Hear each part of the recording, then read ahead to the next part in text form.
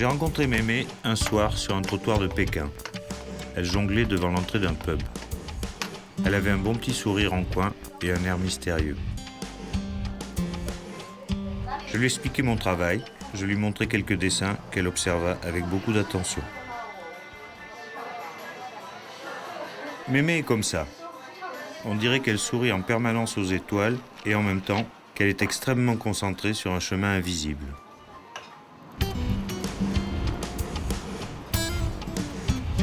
Mémé habite une piole Kajibi au fond d'une ruelle du vieux Pékin traditionnel. Mais il n'est pas besoin d'être un sinologue confirmé pour s'apercevoir que Mémé est ici un personnage totalement atypique. Un jour, à l'école, un professeur nous a annoncé que l'on pouvait remplacer les maths par le dessin au concours d'entrée du lycée. Je me suis dit que cela me permettrait de faire quelques études et d'obtenir ensuite un poste de secrétaire. J'ai préparé intensivement l'épreuve de dessin, mais ensuite je n'avais plus du tout envie de devenir secrétaire. Finalement, j'ai étudié les arts plastiques. La vie d'artiste ne t'offre pas des nouilles à manger tous les jours. Mais c'est mieux que de bosser du matin au soir pour 3000 malheureux yuan.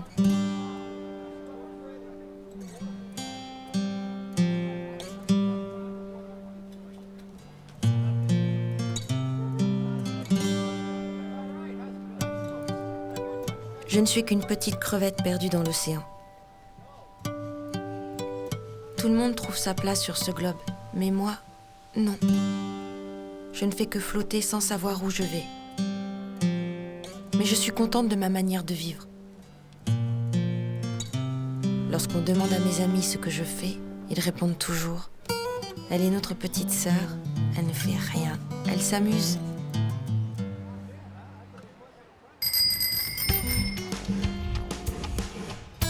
Mémé est une contemplative et hyperactive dans des domaines très personnels, dénués des considérations lucratives communes à la majorité de ses compatriotes.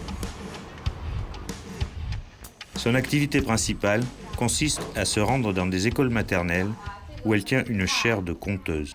Elle adore les enfants. Lorsqu'on la voit faire, on se demande qui est le plus émerveillé des deux.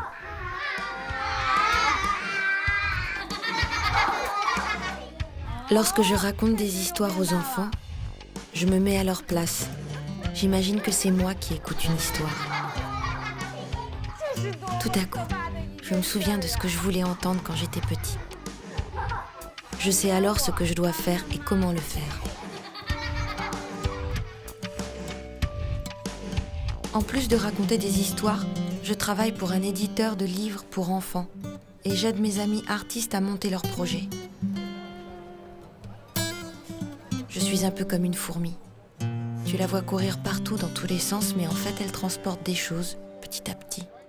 Moi, c'est pareil.